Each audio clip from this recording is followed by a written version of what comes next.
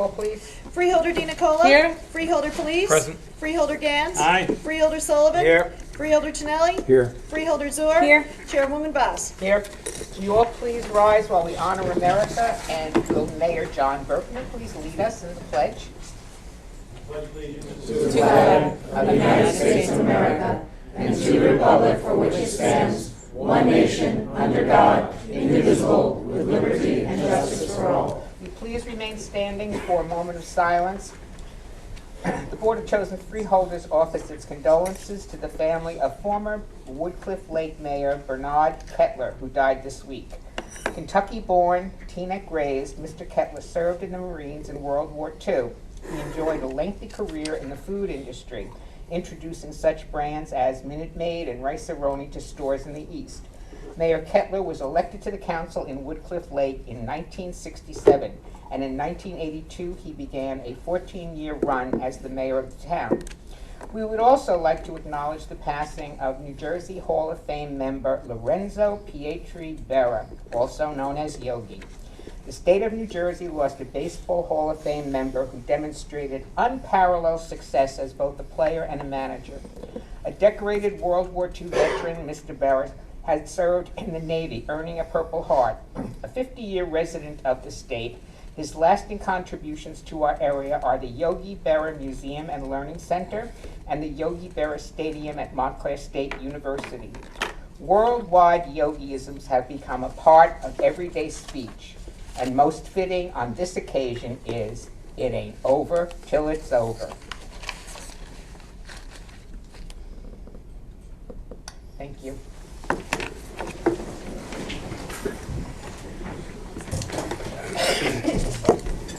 Before we begin with our review of resolutions, I'd like to read into the record a letter that was mailed to Robert A. Marino, Chairman and President and Chief Executive Officer of Horizon Blue Cross Blue Shield of New Jersey, on behalf of all state and county legislators representing the municipalities within Bergen.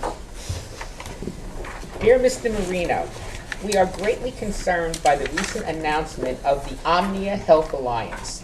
The very late announcement of this new plan, followed by incomplete information regarding the selection of which hospitals satisfied Tier 1 requirements and which hospitals did not, has led to the perception that winners and losers were chosen behind closed doors.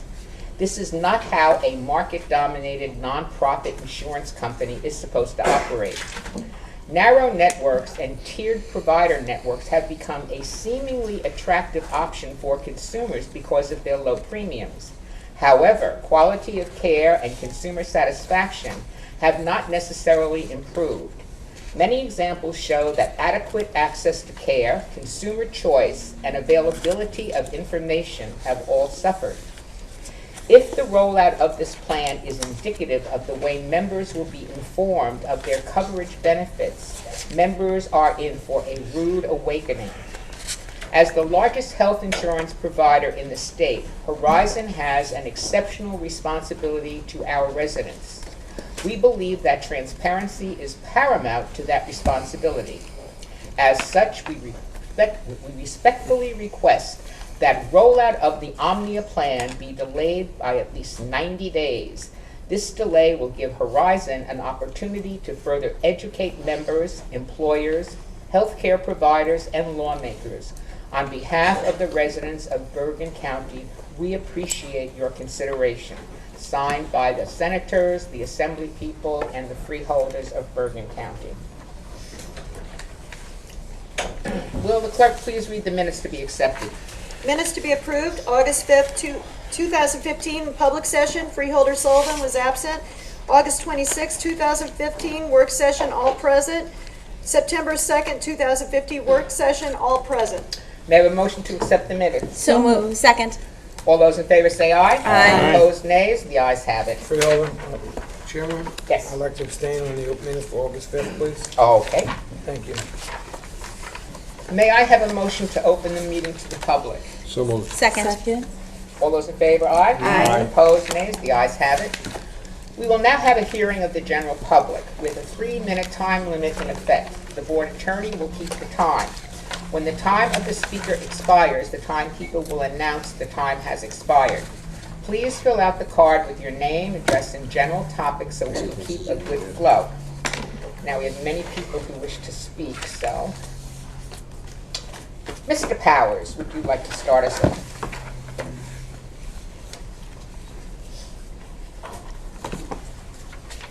Thank you, Chairwoman, and I will be brief. Chuck Powers, CNEC, but tonight, in behalf of Bergen Grassroots, which 2 weeks and 1 day from tonight, Thursday night, the 15th of October, in the TNEC auditorium, 3 of you and several of your competitors behind me will be gathered as 7 of the 8 people who are running for freeholder in November. We'll be discussing 12 questions that we've already sent, although I rather suspect that as the next 2 weeks evolve, it may be that those questions will get some alteration. But we are very excited about this. This is a very consequential decision that you folks and the residents, citizens, voters of Bergen County will be making. It could actually shift the control of the freeholders. There are 2 competitors who are not from the traditional 2 parties, and we are looking forward to an exciting 90 minutes beginning at 7 o'clock on the 15th at TNEC Auditorium, and we look forward to not only all of you, but all of those who are watching tonight joining us. Thank you. Thank you. Stephanie Lemons?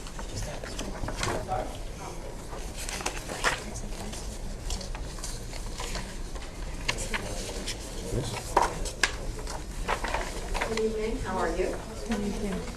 Lemons, last name spelled like the fruit. First name Stephanie, S-T-E-P-H-A-N-I-E.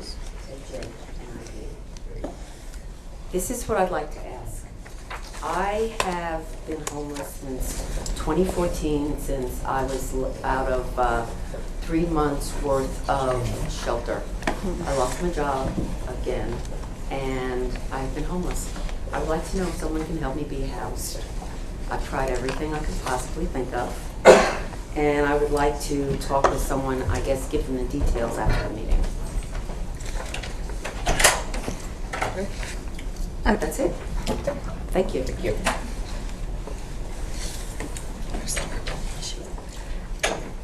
Michelle Italian?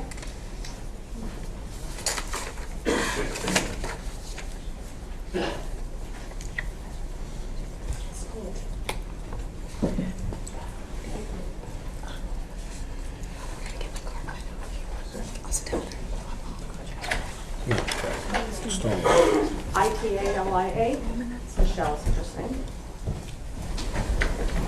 I'm here to address the council and for your help.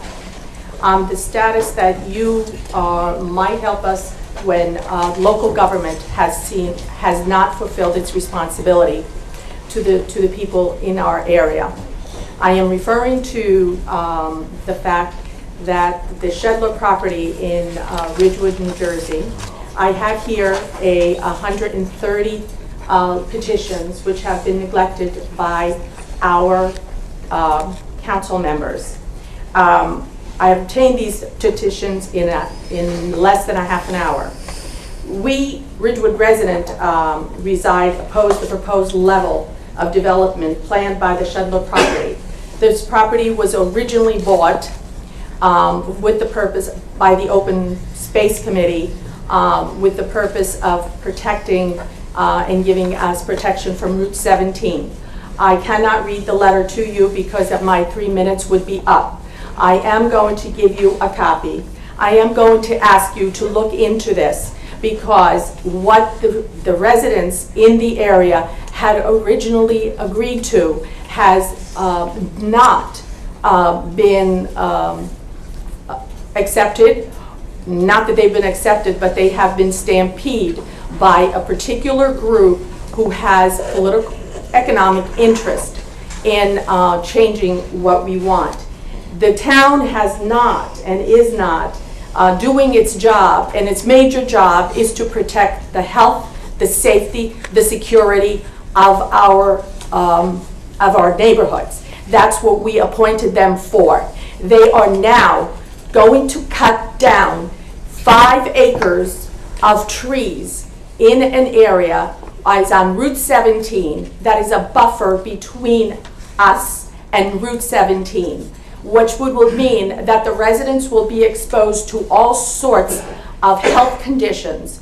What they are planning to do is to put a huge 90-foot field in which all the members of the town and a lot of the residents in that area had specifically asked that they do not do that when we bought the property. The intention from the council was that they were going to listen to us. They have now rammed into and have gotten and have applied for grants, in which those grants are not really what we are getting. So I would like you to look at this particular situation, because the safety, the health of all the citizens in that neighborhood are going to be devastated. And they are going to do it very quickly without giving the residents an opportunity to express themselves.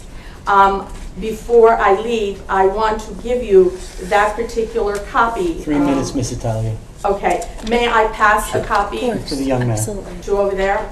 And there you go. It will definitely show what we are referring to. Thank you. Gregory Sullivan.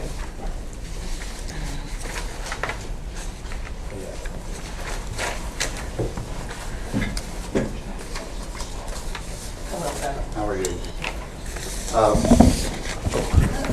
I appeared at the last meeting. I just wanted to reinforce what we were discussing at that time. In addition to that, I am a member of an organization called New Jersey Advocates for Immigrant Detainees. I'm also a volunteer member of First Friends, and as I indicated before, for the last 9 years, I have been visiting detainees and inmates in the various county jails, including Bergen County Jail. As I indicated last time, we are very upset with the plans of the sheriff to accept a bid for telephone service, which would be a insurmountable burden for the inmates, for the detainees, and their families, and certainly for the community. We are going to distribute to you tonight, if you haven't received them already, further information from our advocacy group, which I think you will hopefully read and take into consideration as your plans move forward. But we feel that this injustice should be avoided, and this is the right thing to do.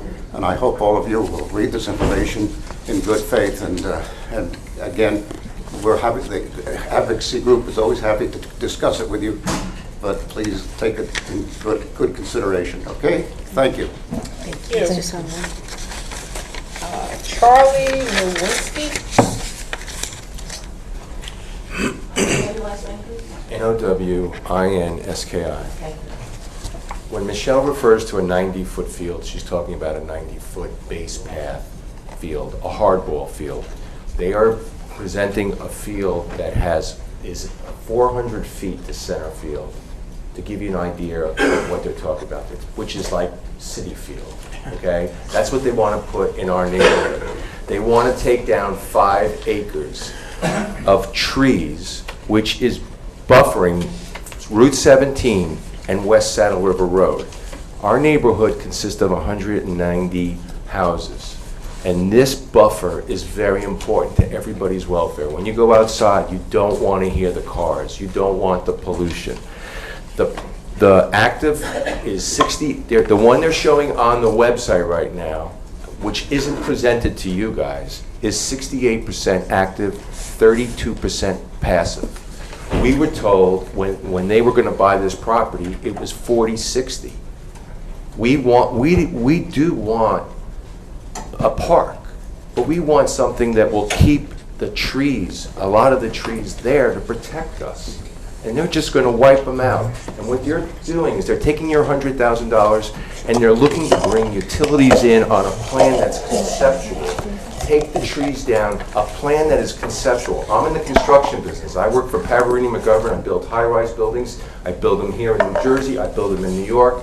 This is a conceptual plan. They want to bring utilities to a site when they don't even have a plan. They want to take trees down because they want to get these trees down so that then they have to build this huge park. Then there's no argument. The trees go down and the argument's over. What's there? What's to argue? What are we going to do with the property? They want to put, this is at least a $3 to $4 million project. If it was passive, it would be less expensive. It would protect us. I went around last weekend. We're creating a groundswell of our neighborhood. Everybody's against us. They want to put a rotary on West Saddle River Road. When you come off 17, you're going 50 miles an hour at a minimum. Everybody travels 65. The first intersection off 17, they're looking to put a rotary circle. The reason they're doing that is they don't want to come off 17 because now they got to deal with DOT. Right? They're gonna come off 17. Now they're gonna deal with the Department of Transportation. This is their road, and they can try to do what they want. But let me tell you something. From Kenwood down, there's no sidewalks. There's no sidewalks here. If this backs up, people are gonna drive down a racetrack road. They're gonna come down to Racetrack Road and come up West Saddle River Road, and there's no sidewalks. And people walk their dogs. People jog. People walk. They're not thinking about us. By the way, at Somerville, there is a hardball field. They've never renovated it. My kids play there, Little League. There are, Mr. Nowinski. Thank you. Thank you. Damien Kazanjian? No, man. Okay. Paul Nichols? Oh, the other one.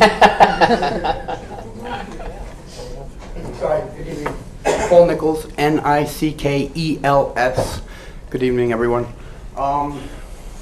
First of all, I wanted to talk about quickly, as you know, I bring a list to the shelter. I've been working very the center it's called, because they corrected me, they do a lot more than that.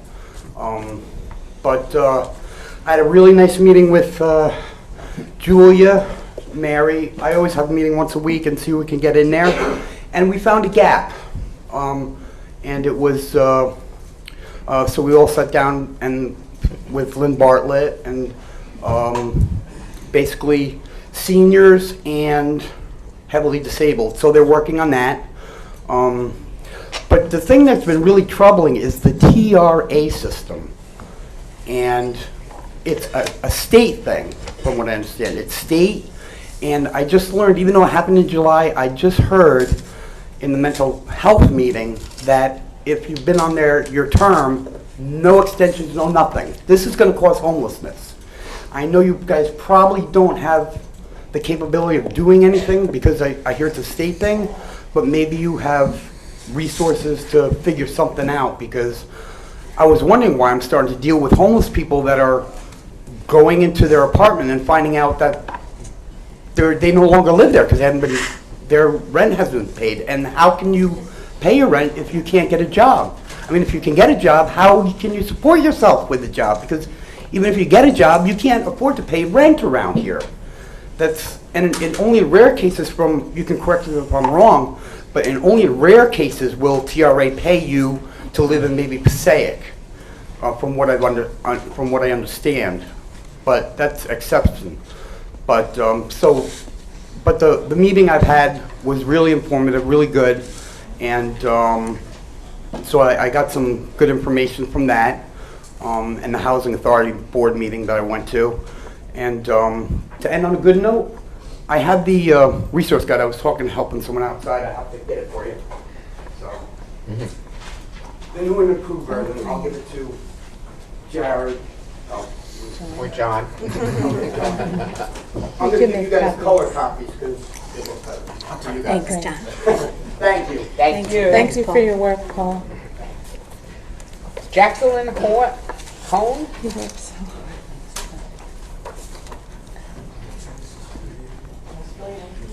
H-O-N-E, Jacqueline.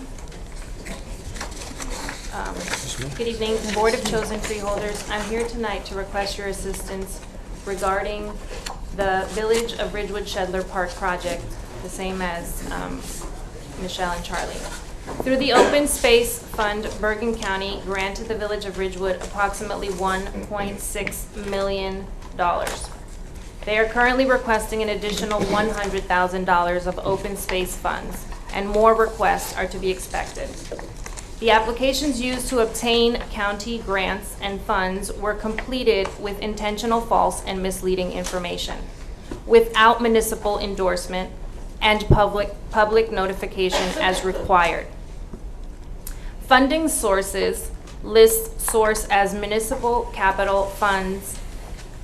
That is false. It's been discovered and disclosed that the true source is the Ridgewood Baseball Softball Association. They also stated that the project was consistent with the master plan and park rec plan. That too is false.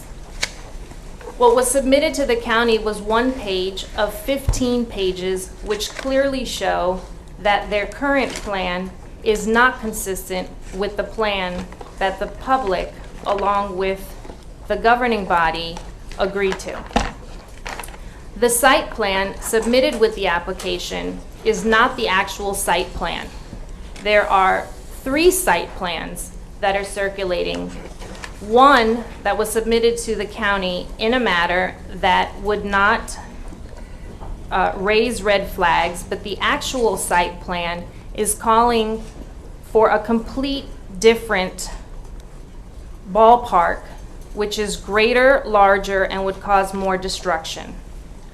Under historic preservation, the village did not identify the historic value of this parcel.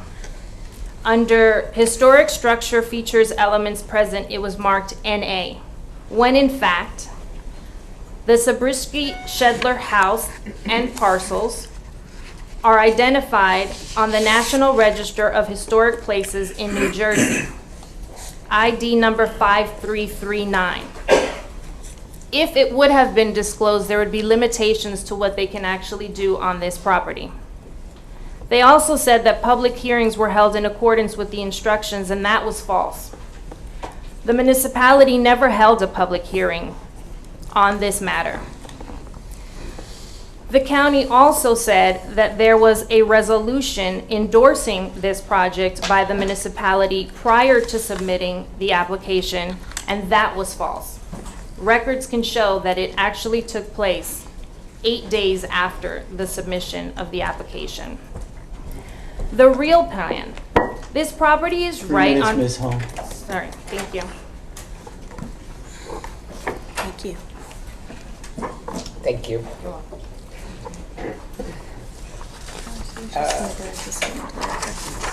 Sally Pillick?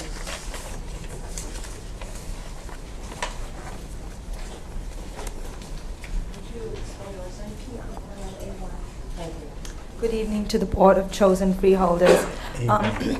As my previous colleague had mentioned, we are again here just urging the board to reconsider the contractual proposal that the Sheriff Sardina had put forward. I have letters here that actually were sent via email as well as mail to you. To each of you, we are requesting to see if we could have a meeting with each of you, including there is an article that just came out by the New York Times in regards to the Federal Communications Commission.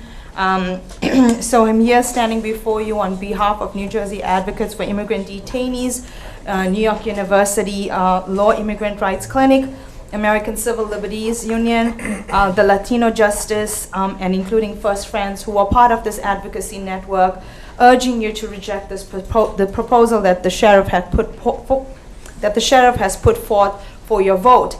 I do understand that you have pulled that from being voted on, and I just want to make it clear that on October 22nd, the FCC will be voting on the limitation regulation that will be coming forward, where service fees, and it will limit the rates as well. Bergen County would be accountable to that if they move forward with this proposal that is coming forth to be voted on. It does not make sense because they have to really renegotiate that contract. given the FCC regulation that will come forward. So again, I'm just urging you to reconsider, and as a resident of Bergen County, working with the Bergen County Jail in support of the immigrant detainees, we do not feel that it's necessary to move forward. And I thank you for your time. Thank you. Lord Beanstalk.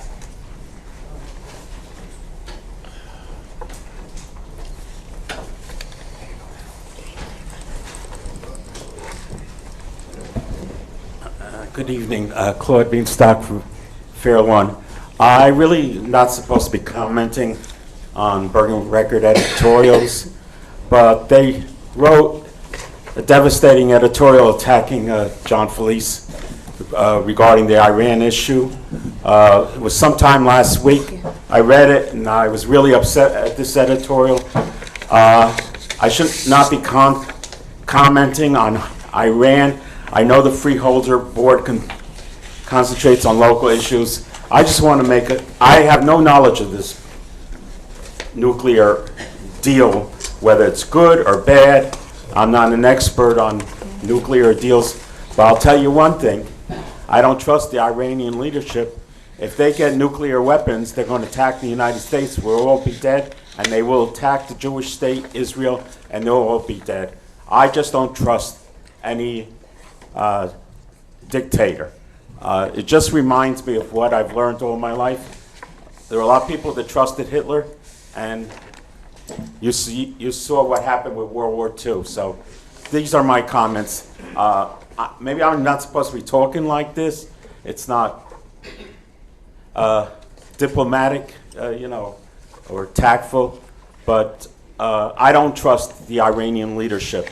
And I feel, living in a free country, I have a right to make a comment about the Iranian government. I think they're a bunch of thugs and a bunch of terrorists, and I don't trust them. That's my opinion. And anyone is entitled to disagree with me, but I feel strongly about this issue. And I just wanted to comment about it, and I think you have a right to discuss any issue, international, national, local, county, or state. You are a freeholder board that represents the people, and you have a right to speak.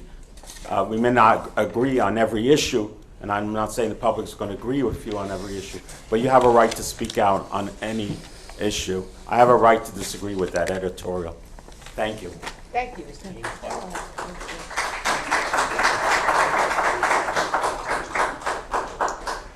Alan Kantrowitz.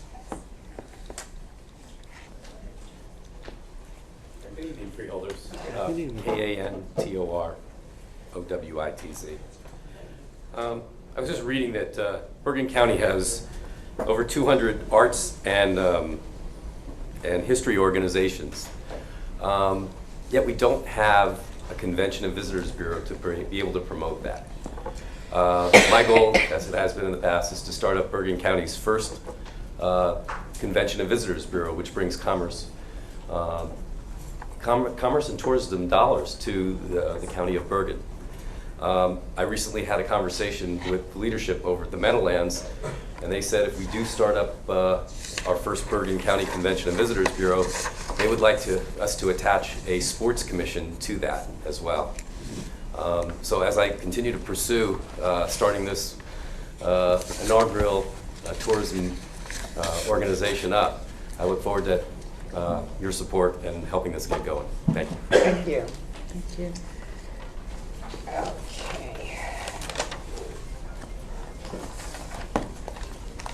Mayor Berkner, would you like to start? Because I think Gary Sorick also wants to speak on the same issue.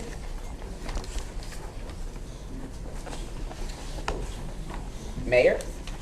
Thank you very much. I'm here, Mayor John Berkner from the Borough of Westwood, representing residents of the Borough of Westwood and also those surrounding municipalities in the Pascack Valley. I'm here tonight basically to publicly present you with our resolution number 15-206, which was unanimously passed by the Borough of Westwood Council last week. This calls for maintaining a 91-foot elevation in the Woodcliff Lake Reservoir as a year-round measure, as a one method and one small part of the puzzle to mitigate the chronic flooding issues that have plagued our region for seriously decades. What we've known, and I won't bore you with too many of the details, but the Woodcliff Lake Dam reconstruction project is set to be completed in December.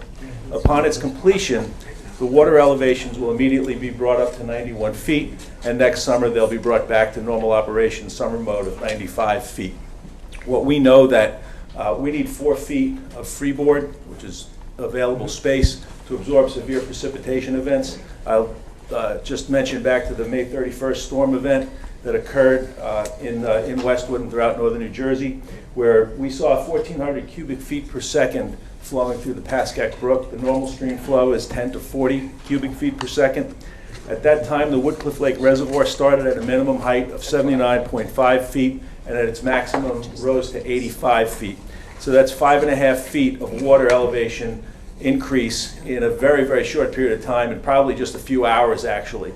If the reservoir had been at 95 feet, our residents would have been devastated. There would have been a catastrophic loss of property and potentially of life. This is of serious measure. This is of utmost importance. The Borough of Westwood and its residents are tired of flood commissions and flood panels. So this Bi-State Flood Commission was formed.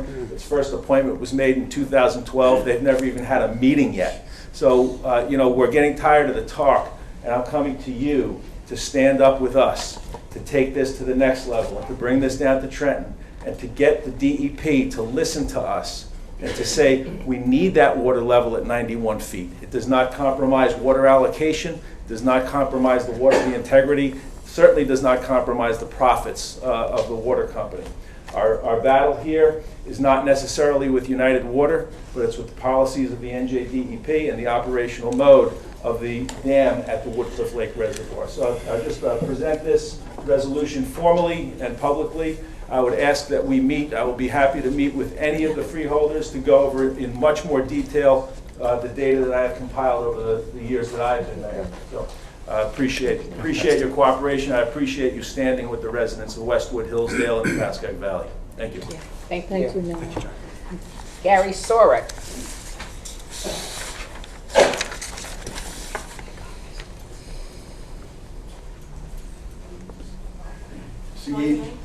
Gary Sorek, S-A-W-R-U-K. 20 Eldorado Court, Rochelle Park, New Jersey. I appreciate you taking the time to listen to me for a minute. Last night, I went to a flood mitigation meeting in Little Ferry. I don't know if you're all aware of that, of what they're trying to do with the 10 towns. The state EPA, they sent an environmental engineer, and he took everybody's questions. They have a major project going. They said if they get awarded from the federal government, they're going to get like at least $100 million. They're talking about 10 towns in Bergen County to do all kinds of floodgates, everything. But there were naturally a lot of people were bringing up problems that could occur from it. But the reason, a little bell went off in my head.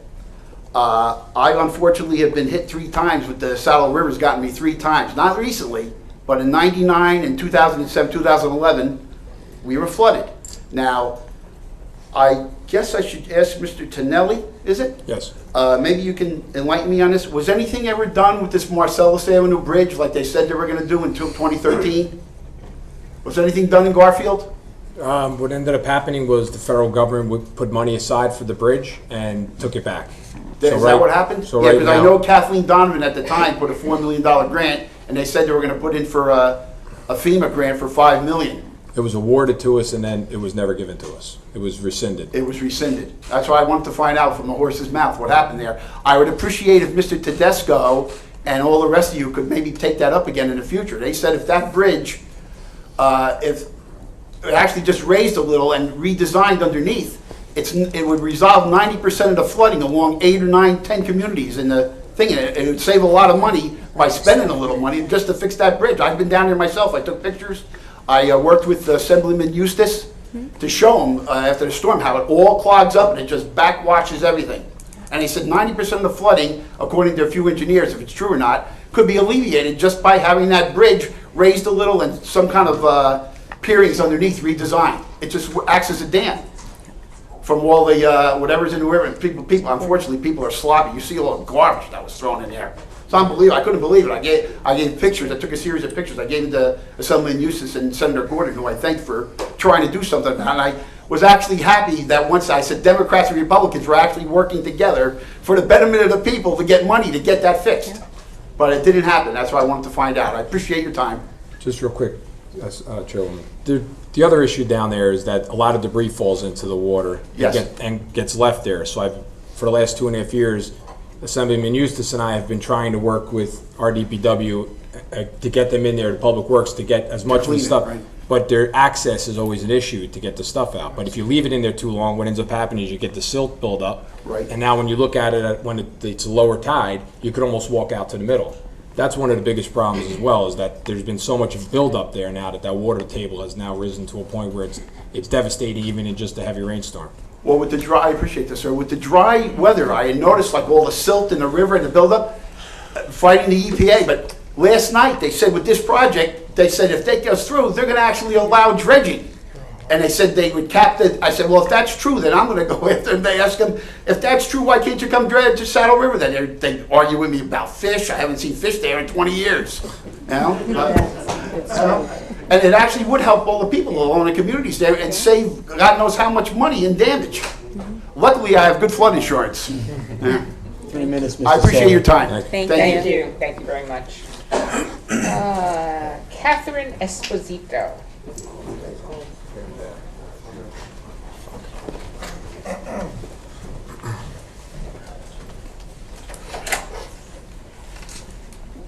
Hello. I have a big problem. I was in a shelter recently in the end of July, got kicked out. From there, I'm living out in the streets of Bergen County. I got harassed in Garfield, sexually assaulted in Hackensack, and I'm still living out in the streets. Due to the fact is that the Bergen County shelter would not give me a letter to bring to social services. And I am in the Division of Family DCCMP at the same time. Now, I have to pursue the sexual assault on this person that did this to me on September 18th. With everything going on, I'm still fighting with DCCMP for helping me get housing and everything else.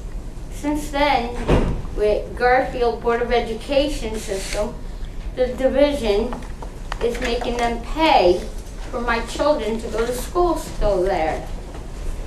So I'm trying to fight that so they didn't have to pay for my children to go back to have the Board of Education of Garfield paying for my children, because I wanted DCCMP to pay for it since they took my children out of my care. But right now, I'm homeless, sleeping out in the streets of Bergen County as we speak today, since July of this year. I've been dealing with DCCMP for 2014 till now. I probably won't get my children back because I'm homeless. Now what am I going to do? Because I called the governor of New Jersey, and they're not doing nothing about it. And that's why I'm here. So, I don't know what else to do, because I never received a letter from Mary and Julie from Bergen County Shelter twice. Because I was there in the end of October of last year and July of this year. And they never gave me a letter to bring to social services to get help. And I even lost my job at the Embassy Suites in the end of August. And I tried to even move down the shore, and they forced me to come back to Bergen County. So right now, I'm still in the streets of Bergen County. And I don't want to put anyone in a predicament I am in. That's all I gotta say. Thank you.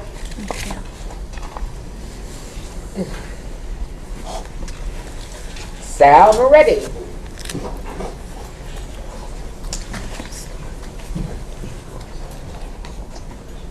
Alpine Drive, Paramus, New Jersey. Next to me, they're building 2 houses, each of which has a 5-car garage. And the lady that just addressed the freeholders sounds like one of my tenants in Hackensack that I spent money and 40 years attempting to assist. It is for that reason that perhaps The Sopranos State by Bob Ingle and Sandy McClure was published by St. Martin's Press in 2008. There has been some question to date with regard to the status of my report to the freeholders, which I am working on assiduously. I have been working on it since I debated Dean Wigmore in Japan 72 years ago. And although this might be a universal, I think that sometimes these matters drift down into particulars. And on subsequent occasions, I hope to be more specific. Thank you. Thank you. Thank you.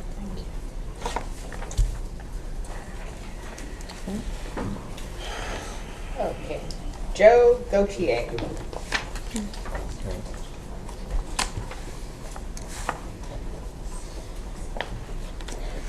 Hello, everyone. Good evening. On September 16th, it was my first meeting as president of USWU Local 755, my first general membership meeting. Freeholders Tonelli and Zur came and spoke to our membership, as well as some of your opponents in the audience. Freeholder Sullivan is going to come to our next general membership meeting in October and speak to our membership.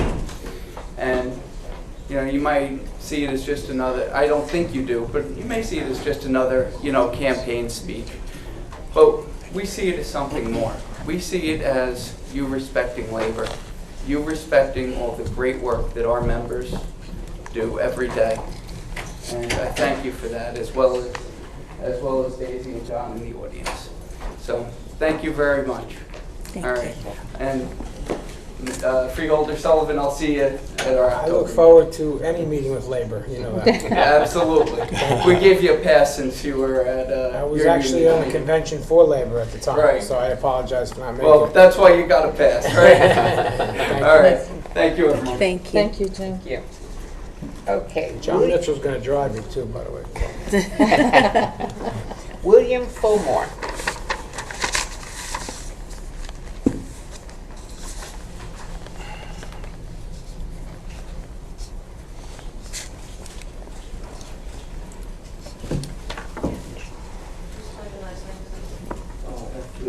F-U-L-M-O-R-E.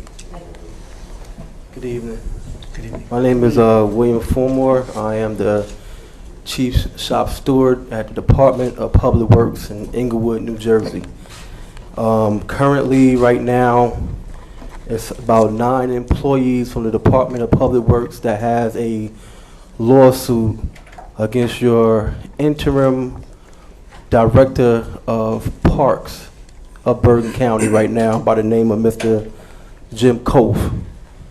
One of the things that we've been fighting and mustering ourselves, we have a racial discrimination lawsuit against Mr. Jim Cove and also a racial discrimination lawsuit against the city manager. But one of the things that we've been fighting and mustering up is the fact that we have been fighting and putting stuff together, and then only to come to find out that Mr. Cove had gotten a promotion. And one of the things that the guys was worried about down there, especially the African Americans down at the Department of Public Works, was how can a person get rewarded for racial discrimination at a job? And we thought that maybe you all wasn't aware. The newspapers took hold of it, and there was people on record as, and I don't know the names of everyone, but it was Alessandro and Tedesco who actually was in support of and was willing to give Mr. James Cove, which is the interim right now, give him a job. And what we all looked at it as was saying was congratulations and thank you for what you're doing to those guys down at DPW, and we are going to give you a promotion and put you in a better job. And we have suffered down there for 2 years, and we've been dealing with grievances to a point where we had to take it to a next level. And he had created so much damage down at the Department of Public Works in Inglewood, and now it seems like he's now getting a promotion, only to come to find out that he was just the interim and that the freeholders will have to take a vote on whether or not he gets a job down here at the Bergen County as a director over parks. And what I'm saying to the freeholders is understand what we've been through. Here's a copy of the lawsuit that we have. I hope that everyone will read it carefully and understand that what we're saying is that what we went through is that we want to stop this stuff from continuing, and we pray that the freeholders will sit and not support the racial discrimination that's down here. That the racial discrimination that's going on. We hope that the freeholders will get together, that they will look at this lawsuit that we have and Thank you. Lawrence Coward?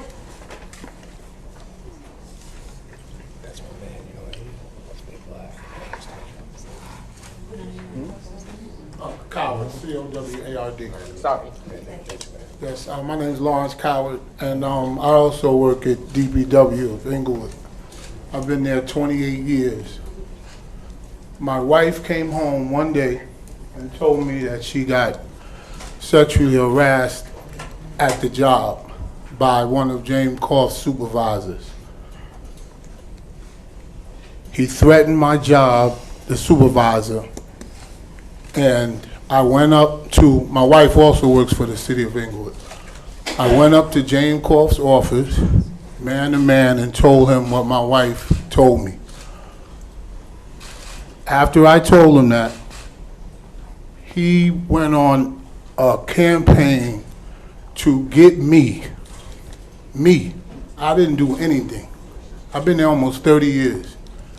He was relentless, trying to trap me in certain things and setting up certain things to get me in trouble. Took me for a drug test on the word of 2 white employees that said I did something that I didn't do. I had to file a lawsuit. My wife had to file a lawsuit. So that makes almost 11. These are not frivolous lawsuits. We waited a long time for things to happen, for somebody to take care of these things. This is not something that we just ran to lawyers. We wanted this to get resolved. And instead of that, it's almost going to be another one, because he enlisted a supervisor to get me too, and he didn't do it, so he blew a whistle.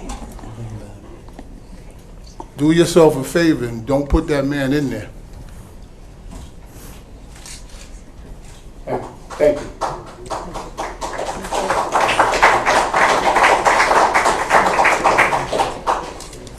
Damian Kazanjian.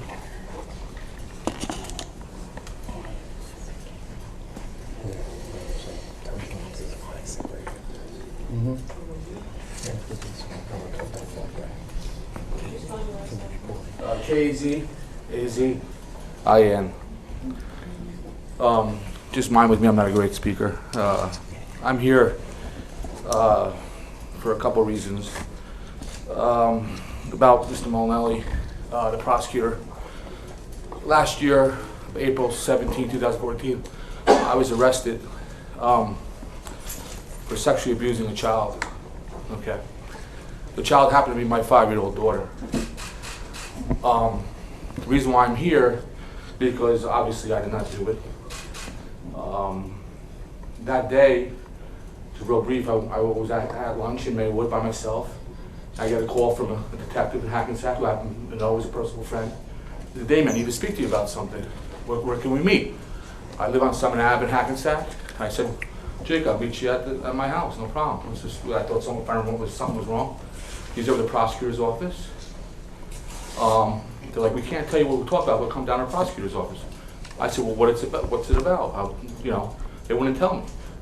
So I said, well, then I guess I need a lawyer if you're not going to tell me what's going on. That being said, they made a call. They're like, we're going to have to arrest you. They wouldn't even tell me what we were arrested for. I walk in the Hackensack police station. I know all the detectives. They all had their head down. They felt bad I was being arrested.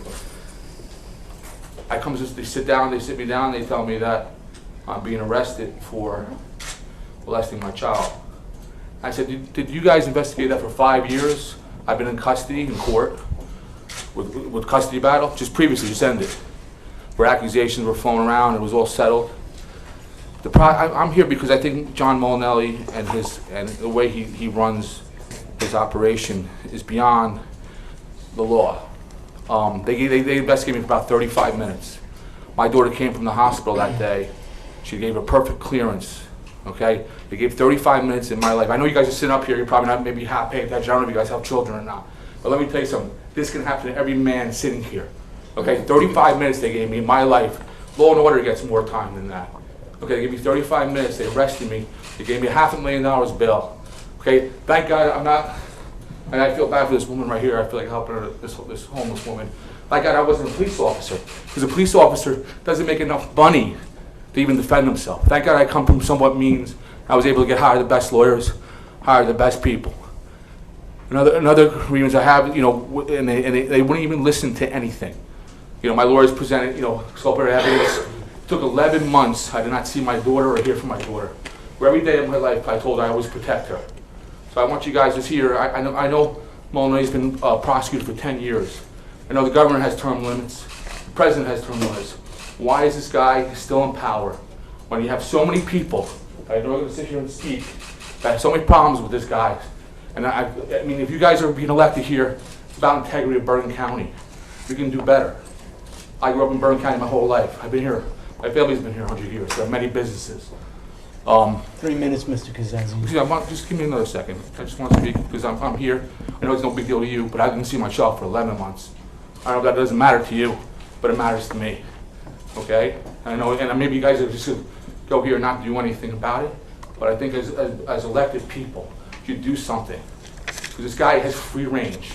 The power he has is ridiculous. He ruined my life, ruined my name for no reason, but there was no evidence. And then when he finally sat down with my lawyer 11 months later, he goes, let's see the evidence we have to his underling, his assistant vice. And then in court, they kept telling evidence the whole time. Mr. Molinelli saw the evidence, he goes, what are we doing here? Dismiss it. And they dismissed it. So for 12 months, 12 months, I did not see my daughter. Indictments was involved.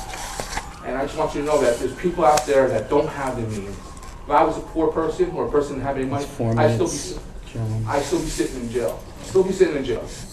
We empathize with you. I know you said empathize, but seriously, I want you guys hopefully consider, because again, I'm not a great speaker. I didn't really get out to what I wanted to say, but I know there's going to be people here behind me talking about Molinelli, and I think you guys should do something about it. Really, if you're in the power to do, because I was told you guys are discussing that, and I hope you really sit back and think about there's other people that could be doing the job, more capable people. Thank you. Thank you. Have a nice day.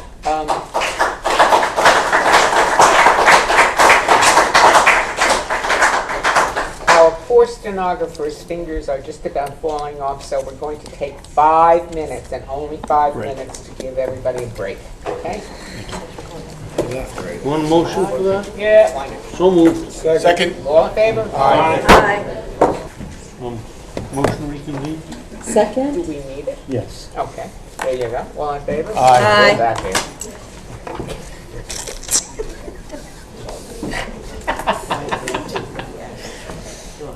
Thank you. I'm a resident of Westwood, and I'm here, number one, to thank Mayor Berkner for presenting that resolution to you. And I'm hoping that we can get you on board in trying to get the state to respond to the concerns of the residents. I've lived in my home for almost 38 years. In 38 years, I have personally been involved in organizations to fight this flooding issue.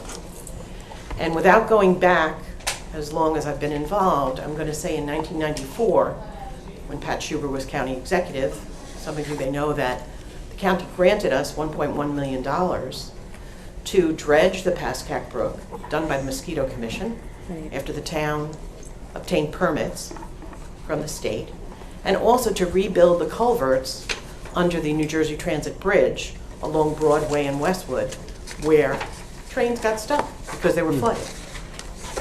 What I can say to you is in all those 38 years of living there, myself, I've been more fortunate. We've lost some of our neighbors following flooding.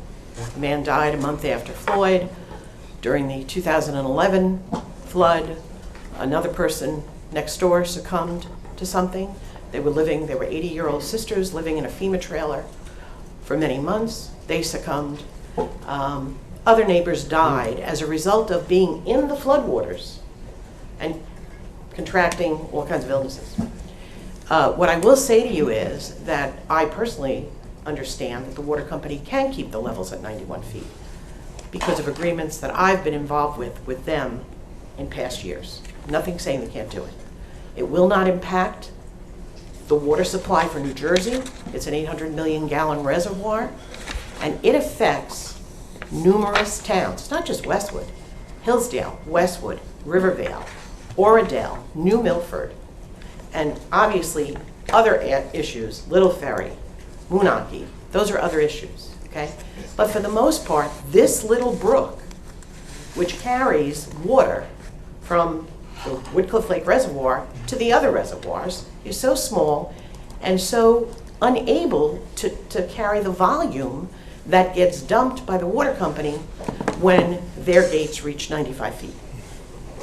Keeping their gates at 91 feet and not raising them and not dumping water, and as you know from previous storms, when the governor declared a state of emergency and reservoirs were forced to be released, and I don't remember which hurricane that was, it might have been Irene. It worked, we didn't flood. And with all the rain we've had recently, because the water company, because the reservoirs down at very low levels for the repairs, we're not flooding. And we don't flood. And I'm anxious to see what's going to happen this weekend when we get this supposed rainstorm, and we won't flood again. 3 minutes, Ms. Yates. Thank you very much. Thank you. Okay, Eric Kleiner.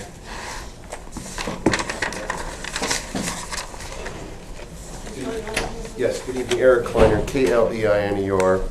Good evening, freeholders. I'm an attorney in the state of New Jersey. On behalf of some of the speakers after me and some members of the community that support us, as well as members of the law enforcement community, the rank and file, come forward with a resolution requesting the New Jersey Attorney General supersede the Bergen County prosecutor for the purpose of prosecuting all of the criminal business of the state of Bergen County, citing New Jersey statute annotated 52:17B-106. I'm here speaking on behalf of several police officers that have been acquitted, tried, and had their lives ruined. These were not just men that were acquitted because they proved a reasonable doubt. These were innocent men. Kenny Ziza is one. Thomas Aletta, I'm representing now. Danilo Garcia, these were acquitted men who were fully innocent and were the victims of destruction of property, evidence, and out-and-out perjury under the control of John Molinelli. Anthony Castronova, I was down in the trenches with him. We had to go through 2 trials. Taxpayers spent a fortune in these trials for an innocent police officer, a person who was a 9/11 responder, an NYPD officer. His family was ruined. He has young children. It's a travesty of justice. Jeff Roberts, the county police officer, was acquitted. Things were said about him that were completely untrue. Exculpatory evidence was withheld. Now I'm representing Mark Messing from Palisades Park, Sergeant Messing, another person I'm watching his family be destroyed. Completely innocent man. This is not a Republican issue. It is not a Democratic issue. There are times in life where you're going to be called upon to do some very strange things and some very great things and some very brave things. This is one of those times. As John Dean said to President Nixon, there is a cancer growing on the White House. We've got a cancer here in what Judge Sybil Moses, God rest her soul, said this is God's country here in Bergen County. We can do better than this. So on behalf of these constituents, and especially the men in blue, we ask the freeholders to take this enormous responsibility before it gets worse. It's metastasizing. This cancer has now metastasized to open pending cases again and again.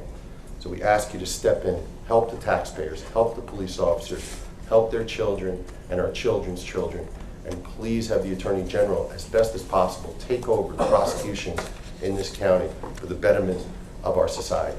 Thank you.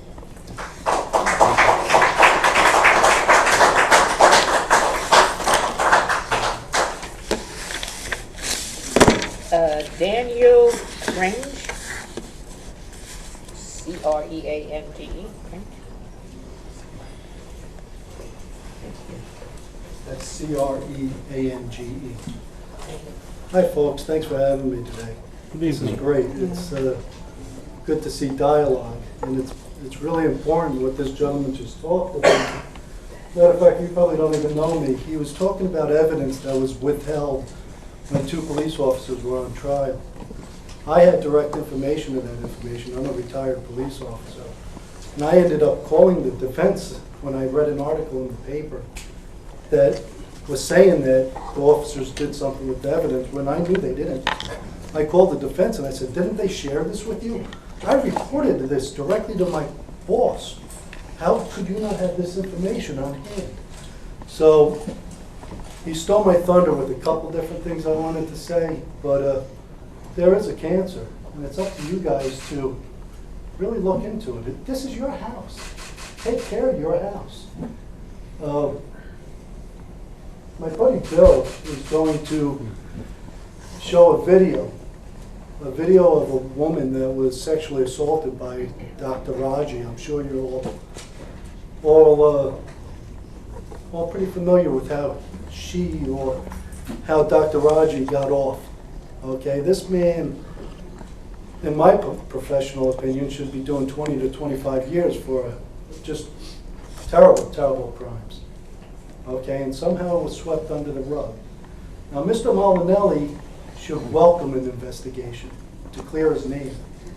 He should welcome it with open arms.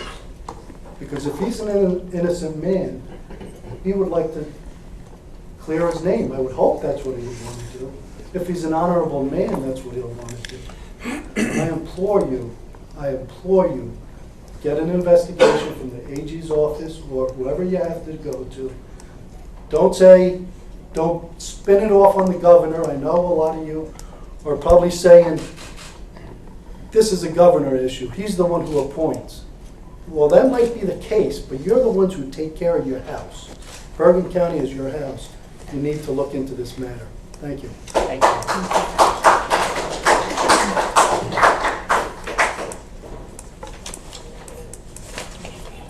Bill Brennan. Good evening, ladies and gentlemen. B-R-E-N-N-A-N. There's quite a bit been said about John Molinelli tonight, and there's quite a bit more that won't be able to be said because you're only giving people 3 minutes at a time. And that says quite a bit, that there are more ethical lapses, criminal allegations, civil lawsuits, allegations and confirmed facts about the county prosecutor that call his integrity into question than can be said by a series of speakers in the time that you allow. And that's intolerable. I personally have uncovered crimes committed by Mr. Molinelli. The man falsely swore under oath to certain things that were untrue. He made false statements in connection with the public bid. He got you to authorize the payment of $10,000 to an individual from Las Vegas, Nevada, so that he would authenticate counterfeit sports memorabilia, which he then sold at a county auction to unsuspecting bidders when he knew that he had been put on notice that that material was counterfeit. He was put on notice it was counterfeit. He didn't provide notice that it was counterfeit or that he received that notice to the individuals who were purchasing it. You had to authorize reimbursements for all that because he was engaged in malfeasance, misfeasance, and nonfeasance. Right there alone, the fact that this man put counterfeit in the stream of commerce using the imprimatur of the county prosecutor's office as a way to validate counterfeit should be enough. But there's more. There's an employee who's you're defending suits, Barbara Harrington, who was taken away by an armed police officer in an attempt to have her committed with no reason other than this was the friend of Molinelli. There's no basis for bringing her to a psychiatric institution and saying she needs to be incarcerated. And that happened. There's no denying that. This is a dangerous abuse of authority. You have this man engaged in the power to wiretap and listen in on people's phone calls under the Constitution is something that should be carefully guarded. You have at least 2 cases where Judge Marilyn Clark has thrown out thousands of hours of wiretaps because the man broke the law.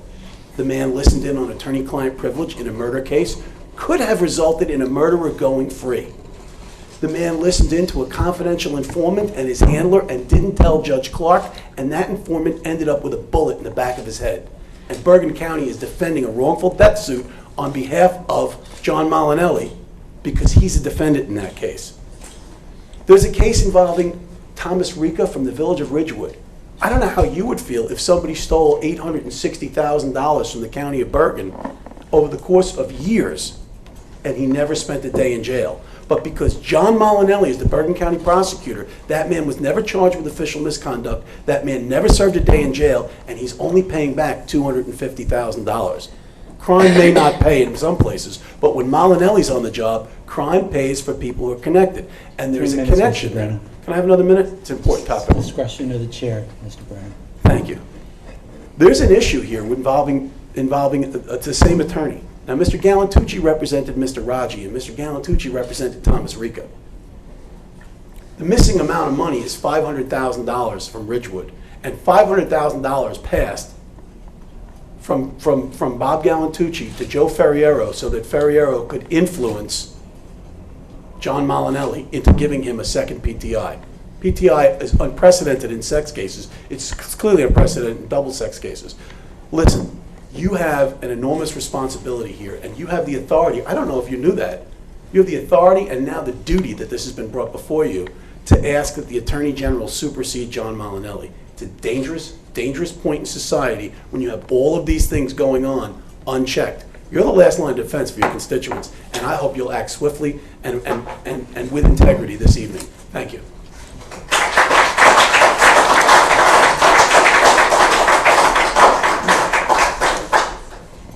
Will Roseman.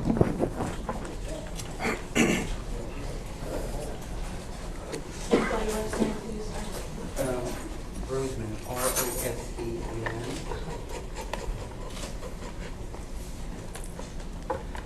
Hi, Joan. We met in Teterboro, if you remember. My name is Will Roseman. I'm the mayor of the borough of Hallstead, and I'm currently finishing my 36th year as an elected official. I was elected at 18, serving as councilman for 16 years and 20 years as mayor. I find it unbelievable that I'm here today because it's something that I never would have suspected. But before I begin my statement, and I'll try to be as quick as I can, I want to ask this one question. What other prosecutor in the entire state of New Jersey has been in the press as often as John Molinelli has been, questioning the things that he's done, decisions by the by the New Jersey Supreme Court and the appellate court as well? For those unfamiliar with me, you know that I have my own tale to tell. I was charged 8 years ago when my ex-wife was using my insurance. The prosecutor's office never spoke to me, never interviewed me, never interviewed the clerk, never spoke to the employees responsible for insurance to see whether or not I was guilty or not. As it turns out, thank God, the New Jersey Supreme Court had decided that John Molinelli, and I'm quoting them, had committed, or the circumstances show clearly and convincingly that there's been a patent and gross abuse of discretion by the prosecutor which constituted a clear error in judgment. Now that was one stroke later and over $500,000. But you know, I'm not here for me today. I'm here in regards to Dr. Raji and the incident pertaining thereof.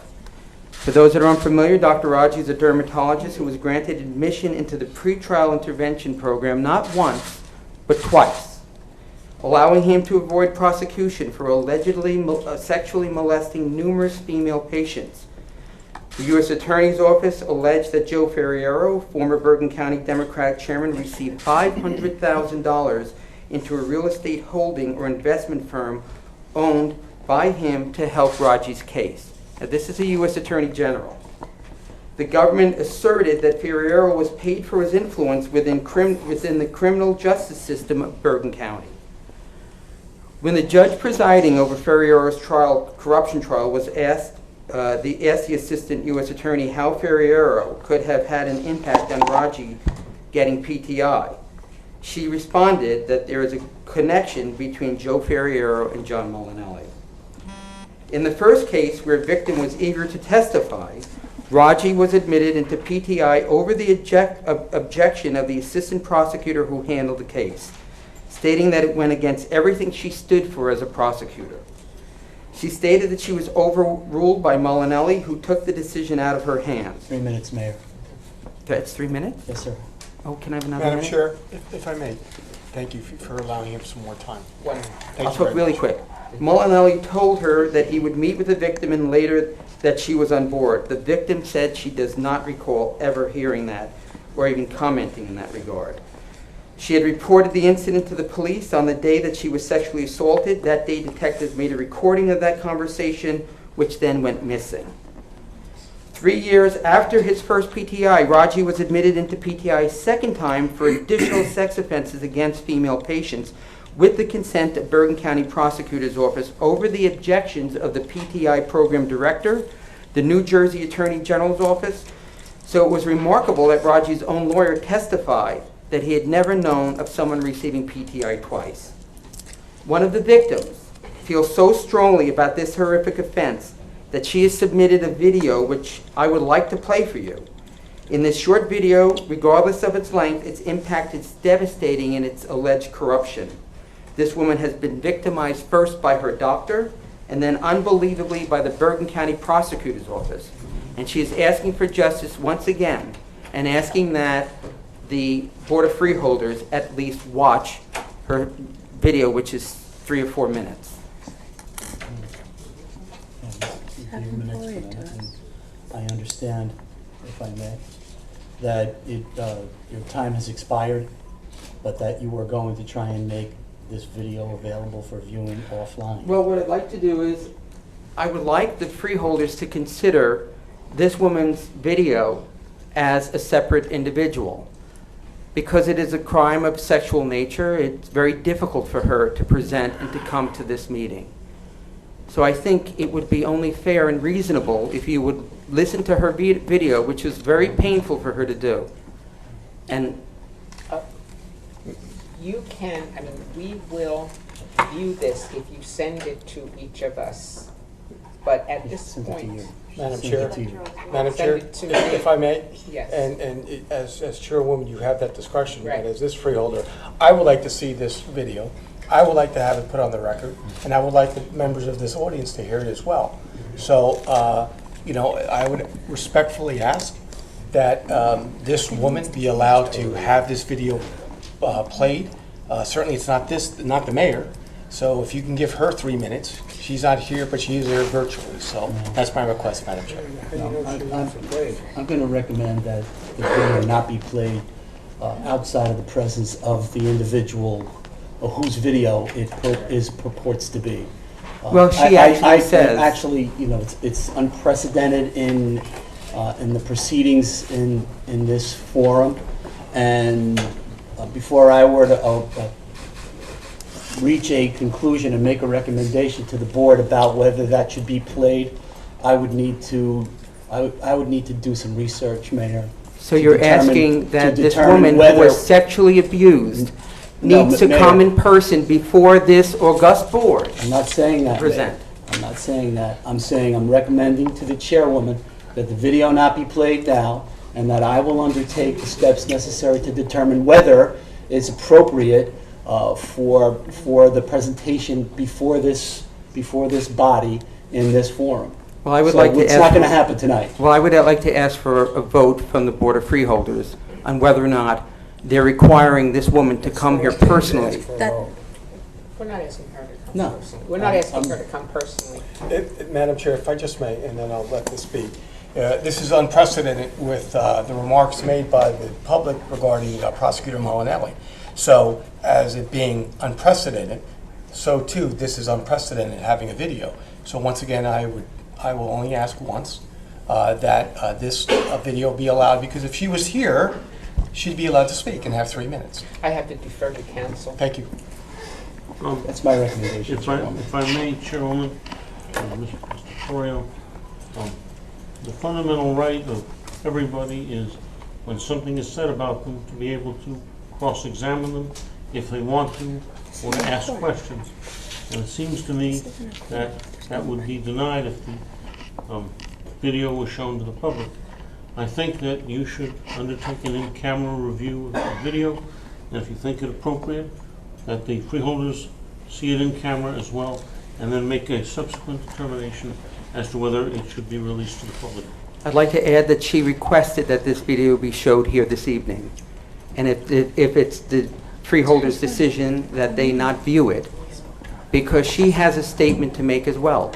And if my 3 minutes are up, then I'd be happy to ask another individual to present the video. We spoke to her on the phone, and she said it was okay if she emailed it to us. I don't know if My that's... aide, Chris, because you spoke directly to her. What time did you speak to her? Chairwoman, excuse me, if I may, my recommendation is that I be permitted to do the appropriate research necessary to determine whether it's appropriate for this kind of presentation in this forum.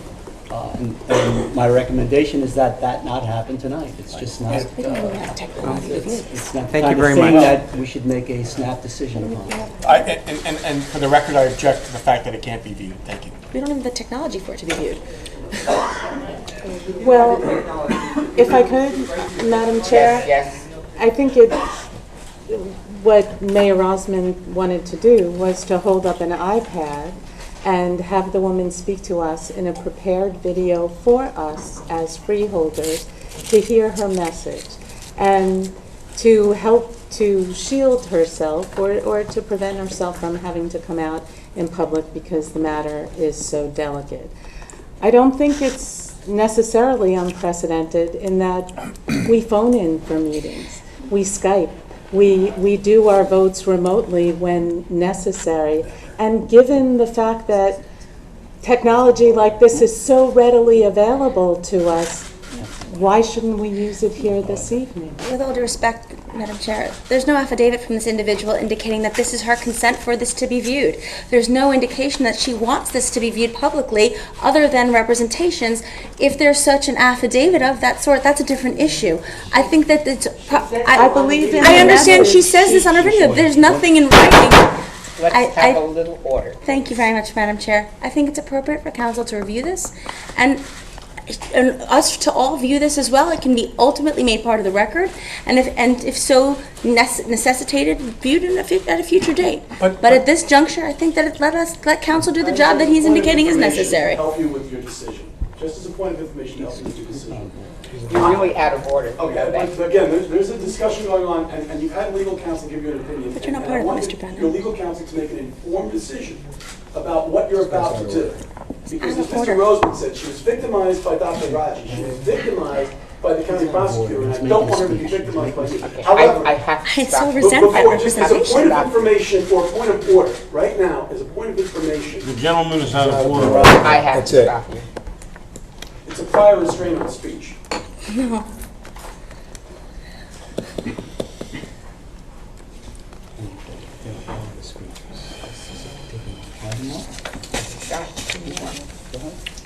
Okay, I have a Doreen Regina.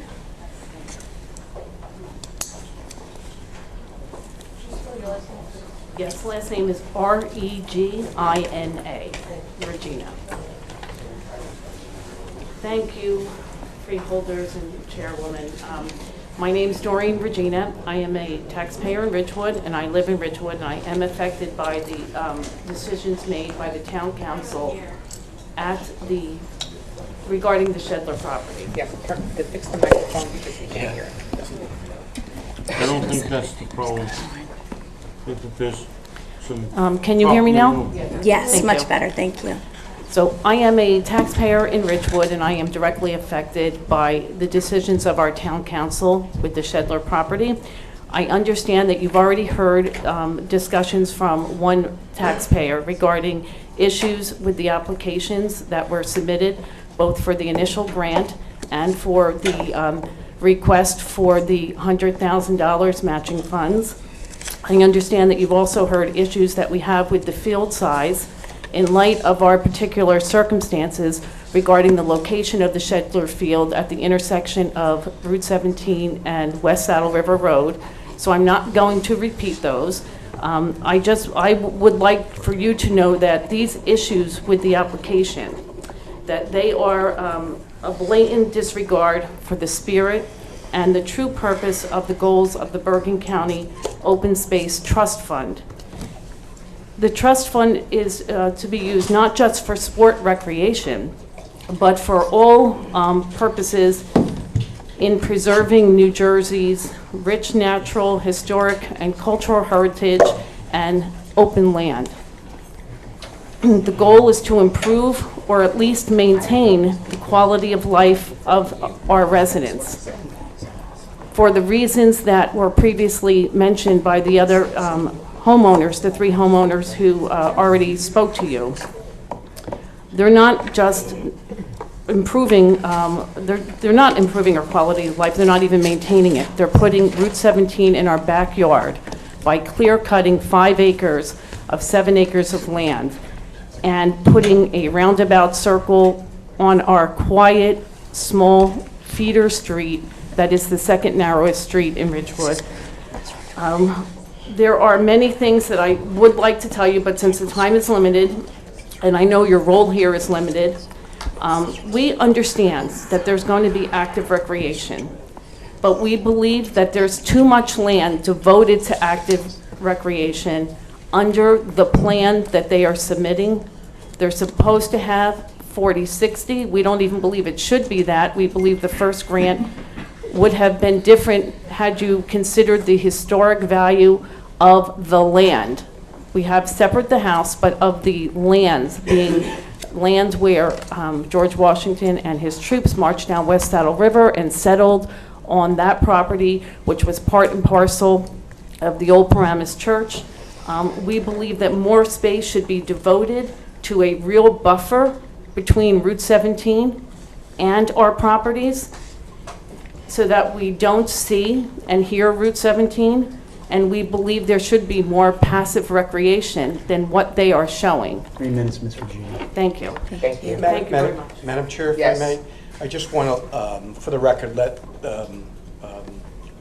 everyone know on the board that I received an email from Jarrett regarding this woman who sent through a link her video, and she states that she is giving approval for it to be presented. This is out of order during Ms. Regina's. Oh, that's correct. Oh, I'm sorry, I thought she was done. I apologize. But, Thank you. okay.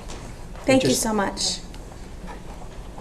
So, just for the sake of it, is that each of us have been sent this link regarding this video, and again, each of us will get to view it at, I guess, at our leisure.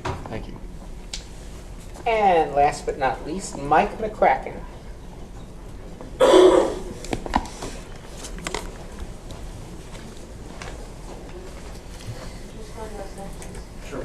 Last name's McCracken, M-C-C-R-A-C-K-E-N. This might be beating a dead horse a little bit, but I was hoping maybe at this point, in lieu of me speaking for 3 minutes, we could actually watch the video for 3 minutes. I'm really kind of interested at this point. Just appreciate if the freeholders would give me that opportunity to play 3 minutes of a video. If you chose that video out.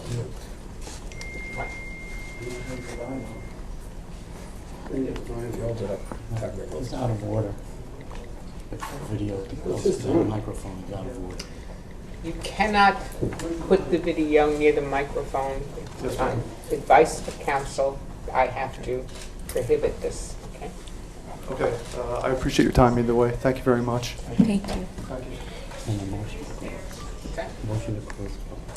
We have a motion to close the public hearing. So moved. Second? Second. All in favor? Aye. Public hearing is closed. It's out of order. It's out of order. It's out of order. Mr. Brennan, I'm going to have you removed if you don't stop. And I mean it. We have given you opportunity, and now you are out of order. And if I have to get the police officers to remove you, I shall.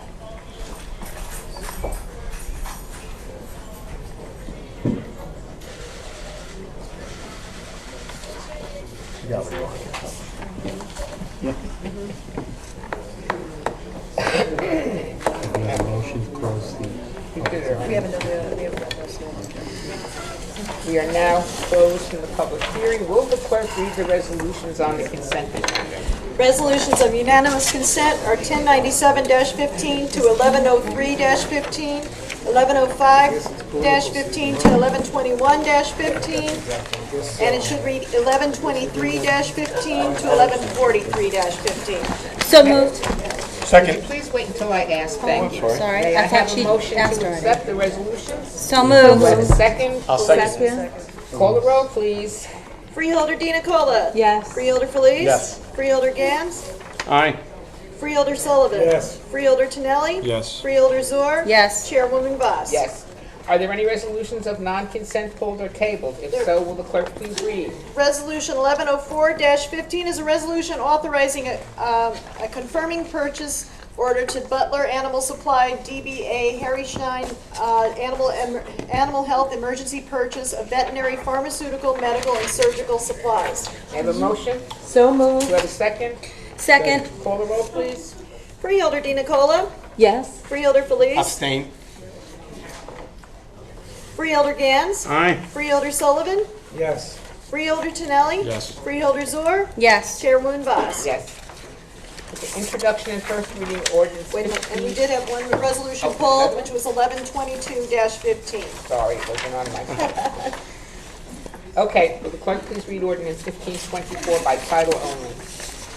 Bond ordinance providing for various capital improvements by the County of Bergen, appropriating the aggregate amount of $1,500,000, therefore, and authorizing the issuance of $1,428,000 in bonds or notes of the county to finance part of the cost thereof. Is there any board discussion or comment on ordinance 1524? If not, may I have a motion to introduce 1524 as read by the clerk? So moved. Do I have a second? I'll second that. All right, roll call, please. Freeholder Dina Cola. Yes. Freeholder Felice. Yes. Freeholder Gans. Aye. Freeholder Sullivan. Yes. Freeholder Tonelli. Yes. Freeholder Zor. Yes. Chairwoman Boss. Yes. Ordinance 1524 passes first reading. Introduction and first reading of ordinance 1526. Will the clerk please read ordinance 1526 by title only? Bond ordinance providing for various capital improvements by the County of Bergen, appropriating the aggregate amount of $550,000, therefore, and authorizing the issuance of $522,000 in bonds or notes of the county to finance part of the cost thereof. Is there any board discussion or comment on ordinance 1526? If not, may I have a motion? I'll make a motion on the ordinance. Okay. Will the clerk? Now, Can't take talk. a roll. Call the roll. I got you. Freeholder Dina Cola. Yes. Freeholder Felice. Yay. Freeholder Gans. Aye. Freeholder Sullivan. Yes. Freeholder Tonelli. Yes. Freeholder Zor. Yes. Chairwoman Boss. Yes. Ordinance 1526 passes first reading. Will the clerk read ordinance 1527 by title only? Bond ordinance providing for various capital improvements by the County of Bergen, appropriating the aggregate amount of $1,280,000, therefore, and authorizing the issuance of $1,216,000 bonds or notes of the county to finance part of the cost thereof. Is there any discussion or comment by members of the board? All right, may I have a motion? So moved. Do I have a second? Second. Will the clerk please call the roll? Freeholder Dina Cola. Yes. Freeholder Felice. Yes. Freeholder Gans. Aye. Freeholder Sullivan. Yes. Freeholder Tonelli. Yes. Freeholder Zor. Yes. Chairwoman Boss. Yes. Ordinance 1526 27 passes first reading. I'm very tired. Gotcha. Okay.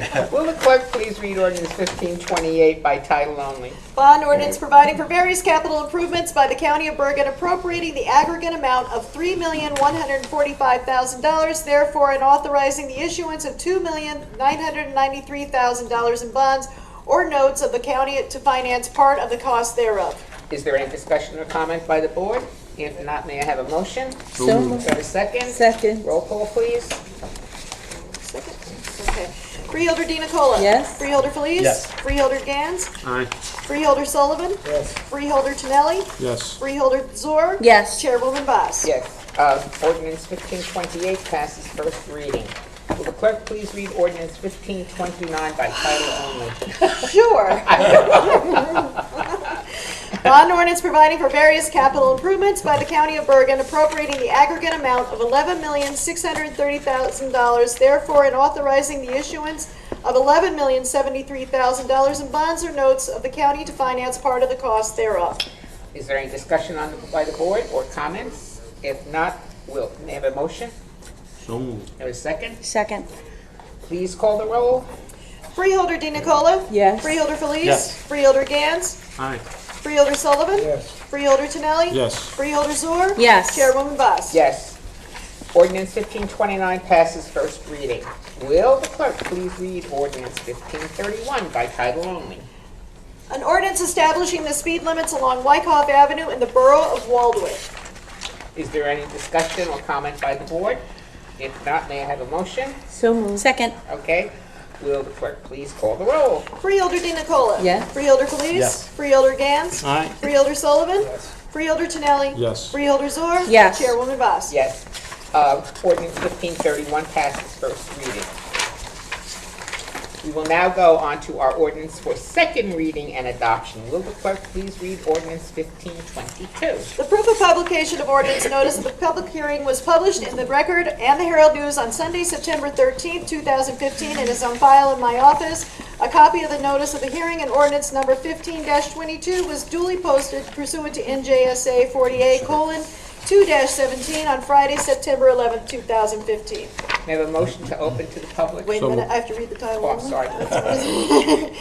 And my favorite part. I know.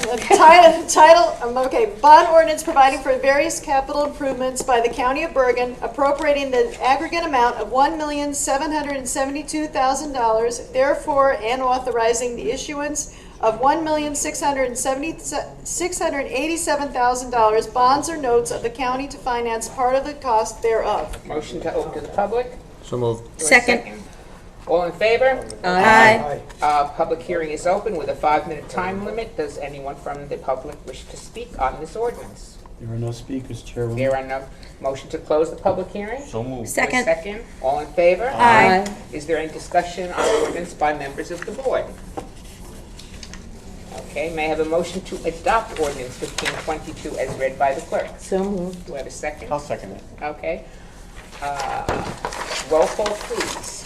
Freeholder Di Nicola? Yes. Freeholder Felice? Yes. Freeholder Gans? Aye. Freeholder Sullivan? Yes. Freeholder Tonelli? Yes. Freeholder Zor? Yes. Chairwoman Boss? Yes. Ordinance 1522 is adopted on the second reading. Okay, second reading for adoption, ordinance 1523. Proof of publication of ordinance notice. The public hearing was published in the Record and the Herald News on Sunday, September 20th, 2015, and is on file in my office.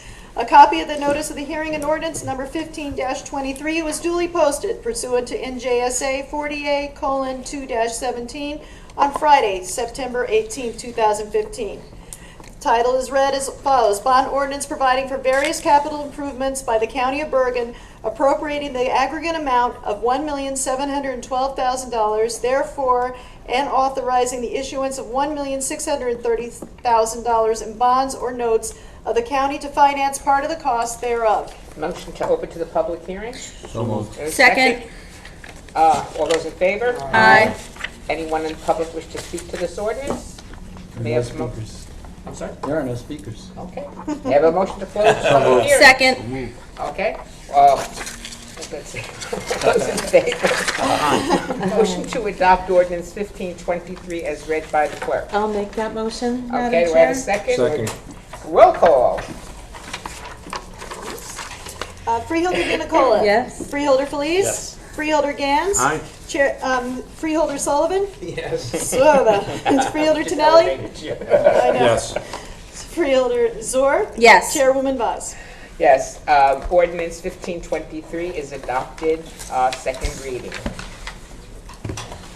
Gentlemen, would you accept a motion from me to recall the consent agenda and remove from resolution 1131-15 a contract with the law firm mentioned until such time as it meets the goals that were previously outlined by the Freeholder Board? I'll second that motion. You want me to roll call? or- Yes, a roll call on the motion to reconsider resolution number 1131-15. Motion to reconsider 1131-15. Yes. Okay, Freeholder DeNicola. No? Freeholder Felice. Yes. Freeholder Gans. Aye. Freeholder Sullivan. Yes. Freeholder Tonelli. Yes. Freeholder Zor. Yes. Chairwoman Vaz. Yes. Motion passes. Madam Chair, Would that go for the same for 1132? I would like, Yes. I would like to make a motion because of the lateness of the hour. Ooh, Wait a minute, I'm wait a sorry, minute, one wait a second. Freeholder, I'm we're sorry. on resolution 1131-15, Oh. which is now Now's the time. on the agenda for reconsideration. And additionally, perhaps we should also do the same for resolution 1132, since it is in fact the same law firm.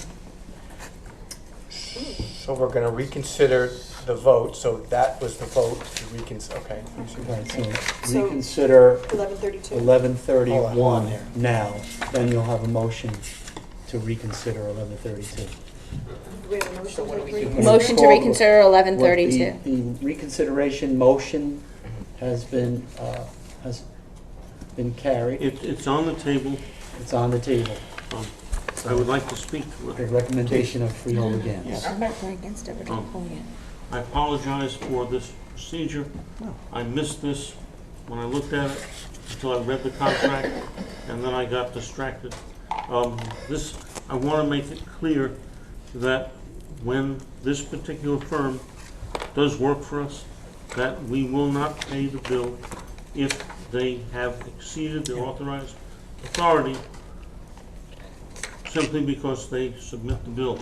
This has been a repeated problem with this, and this is part of the compromise solution that was arrived at, and the contract, as I read it earlier this evening, does not make reference to that at all. It's just a standard uniform contract that we give to all of our firms that work for us. So that is the purpose, and all I would do at this time is recommend that we remove the contract from it and that the contract be revised in accordance with prior freeholder instructions.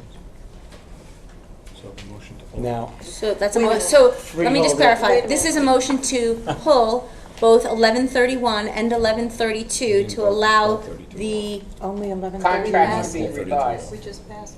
Only 1131. I did it on 1131 only. okay. okay, so So the motion for reconsideration is essentially to pull these two items from the agenda, to rescind the vote. We've only done one, though. To rescind the vote, Right, to rescind the vote. and then to If vote to freeholders rescind, were- and then a vote to table. Okay. If I could comment Freeholder, as I'm well. sorry, I just No, want to make sure please. that I'm reading And thank you for Freeholder Gans. clarifying. What I would- Freeholder, What if I I would may. say is One that second. if Freeholder Zur wants to amend this further to include the following one, which is the same law firm, and it's the identical issue, I would have no objection. Okay, to that. that's fine. so we're not, DeNicola had a We're just question. tabling. we're tabling it, we're not voting it down, or voting, I shouldn't say, because I'm not going to speak for you, for any of my It's just for the colleagues. language in the contract. It's just for the Alright. clarify the language in the contract. So we're going to, Madam Chair, if I may, so we're just going to go back and clarify the language of the contract and then vote on it again, Right. as per the instructions and the deference of the board here. Right. Okay. So the motion for reconsideration is to rescind the vote and table the resolution. Right. Correct? Resolutions. I would, yes, that's 31 correct. and 32. We did Well, 31. no, only 1131 is up for consideration right Okay. now. Okay. So call the roll, So then we can go please. through Did the we process already, again. did we already For do that? 32, yes. But I would like to speak to the resolution, the motion that's on the table, if I Yes. might. I do want to add that we did discuss that specific issue, and it was relayed to the Freeholder Board by County Council that there was a particular partner at this firm who has now been assigned the duty of developing or being the liaison to the county and maintaining the bills and the records in the appropriate manner. And that happened maybe 2 weeks ago at our work session meeting. So I do believe that was done, though I understand Freeholder Gans's point that it isn't defined in the contract that is attached to the resolution. However, I do believe that that amendment could be made to the contract without rescinding, pulling, tabling votes that, quite frankly, have already been voted on and passed during the consent agenda portion of our meeting, making this all quite irregular. Well, I think that we have to clarify certain things that we have been very concerned with, and I think that this is the right way to proceed, and everybody's going to be paid, but I like things in writing and very clearly defined. Madam Chair, I think that you're correct, 1,000% correct, that it's one thing for the firm to represent that that's what they're going to do, but unless we have this in writing as part of our contract, it's as worthless as the paper that it's not written on. So I think it is appropriate, and it's a good catch from Freeholder Gans to make that change at this juncture before we are done with our business this evening. So can we take a vote? The roll call is for rescission of the vote and tabling of the resolution.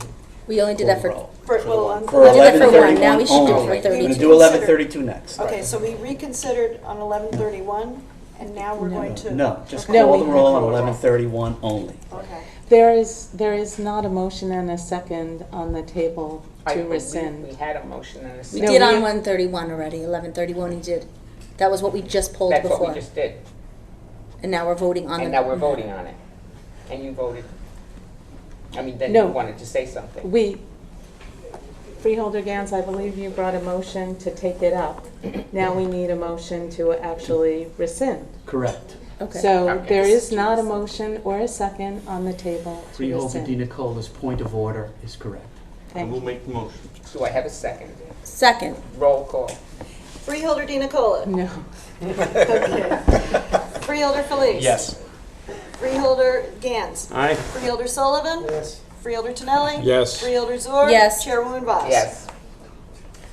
Now we're going to do 11:32, and the same statements, I believe, are in order, and we would like this to be clarified, and so, Motion by Freeholder Gans. okay. I'll make the motion. And do I have a Second. second? All right, roll call. This is a motion to reconsider the item. Okay, this is a motion to reconsider the item, 1132-15. Freeholder DiNicola. No. Freeholder Felice. Yes. Freeholder Gans. Aye. Freeholder Sullivan. Yes. Freeholder Tonelli. Yes. Freeholder Zor. Yes. Chairwoman Vaz. Yes. Now, if there are no comments, a motion to rescind. I make the same motion. for And the do I have a reasons- second? I second the same motion. Roll call. Okay. Freeholder DiNicola. No. Freeholder Felice. Yes. Freeholder Gans. Aye. Freeholder Sullivan. Yes. Freeholder Tonelli. Yes. Freeholder Zor. Yes. Chairwoman Vaz. Yes, Thank you, Chairwoman. my pleasure. I thought it was Nothing going- personal. Madam Chair. What is it? Freeholder Felice is going to make an application, I think. Yes, an application and a motion to suspend the freeholder report since it is 10 to 10. And if I could get a second, I'd love that. Do I have a second? Now it's I'll quiet. second it. Thank you very much, Madam Chair. Then I think you need a roll call, Chairwoman. Okay, roll call. To suspend committee reports. Okay. Suspend committee reports. Freeholder DiNicola. Yes. Freeholder Felice? Yes. Freeholder Gans? No. Freeholder Sullivan? No. Freeholder Tonelli? No. Freeholder Zur? No. Chairwoman Voss? Yeah. And the vote is 4-3, and committee reports Report on. will take place. I don't have anything, by the way. Please let me ask you to keep it under 5 minutes. It's 10 to 10, and you know. Pick someone. No, quite confused. Okay. Freeholder Felice. I'm going to be very, very brief. I just want to say that over the last few weeks, I've spoken to some of the people regarding the humane treatment of circus animals. And it really has touched me in a way that I'll be working with my aide and Jared to put a resolution together to look at to see how we could limit that, because I think it's really unfair to these animals and how they're treated. So I look forward to talking, and I have spoken to some of the freeholders regarding that matter. And I think in a compassionate society that we live in, I think it's well due that we enact some legislation regarding the humane treatment of wild animals in these circuses. Thank you very much. Thank you very much. Freeholder Gans. Thank you, Chairwoman. I'll try and be brief. I had a photograph of Yogi with me and Joe Torre taken a couple years ago, and Is that guy next to David? what a man. What a man. He'll be missed. Just a couple of other comments. I was talking with the Senate President, Sweeney, and he has commented that part of the legislative agenda is going to be a hotel tax available to those counties that wish to adopt it. I would ask a question of our council, not intended to be answered this evening, but for study as to whether we can, in anticipation of such a tax, enact an ordinance that would allow taxation to take place at a specified rate in the event that the state allows such a tax for either our county or all counties. It would be a modest tax, but with at least 7,500 room nights available in the county, it would be a solid boost in the arm of not only our county, but others. I wanted to also just briefly talk about homecoming at Mount Olive last weekend. Freeholder Zur was there. I was there as well. And I came at 9:30, which is a half an hour before services started. And I have to tell you that there was not a seat in the house at a half hour before services. I was able to find a chair in the vestibule where I sat down, and some congregants joined me. It was a sit-in because they didn't expect us to be sitting there, but it was a wonderful service. Vernon Walton, who is a former colleague of many of us, preached the sermon, and as is always the case, it's very hard to follow Vernon. I happened to be watching television earlier in the day, and I saw two homegrown Bergen boys doing very well in their presentation to the Senate Judiciary Committee. I speak of our Corporation Council, our County Council, and also Judge Brian Martinotti.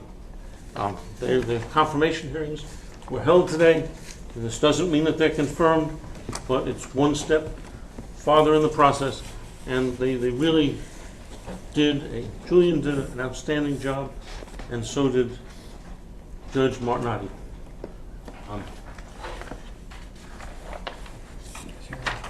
I gotta do it. I'll just say it. Bergen Wellness, $14 million in discounts that have been enjoyed by Bergen County residents, and you too can save 30% on insulin for your pets, or for that matter, amoxicillin that is tuna flavored. If you would like to have other advantages, take a look at our online program, and this is your gift from the Bergen County Board of Chosen Freeholders. Thank you very much, Madam Chairwoman. I just want to call attention to the fact that this year is the 70th anniversary of the United Nations, and I think we should be aware of that. And a couple of things that I just want to make people aware of. September is Ovarian Cancer Awareness Month, and so 1 in 95 women will die from ovarian cancer, so it's a very important issue. This is also going to be Domestic Violence Month, and this is also a very growing problem. But I want to call attention to the fact that Freeholder DiNicola spoke at Project Literacy, and this is also Literacy Month. And this is a wonderful thing because volunteers help people who cannot read or who are not very proficient in reading through Bergen Community College be able to get the education that they want so desperately. And we just collected over 5,000, probably more than that now, books here in Bergen County, which will be distributed through the YWCA. And one of my former students, Helen Arkin, is now the CEO of the YWCA, so I'm very proud of the work my former students do.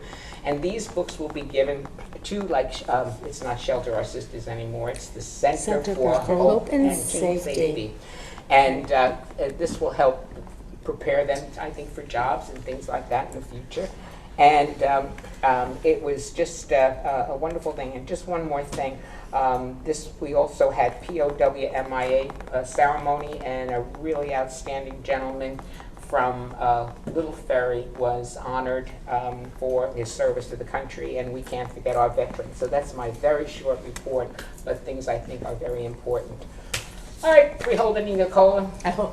Thank you, and thank you for mentioning Project Literacy, Madam Chair. It was an incredible event.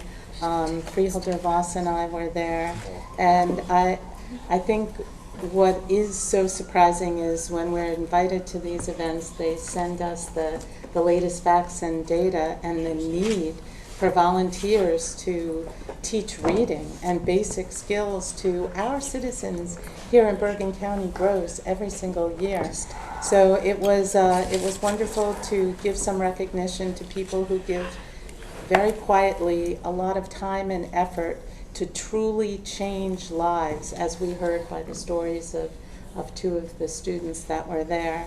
And in my remarks, I talked about a social reformer who also found reading so important, Frederick Douglass. And his most famous quote about reading is probably, "Once you learn to read, you will be forever free."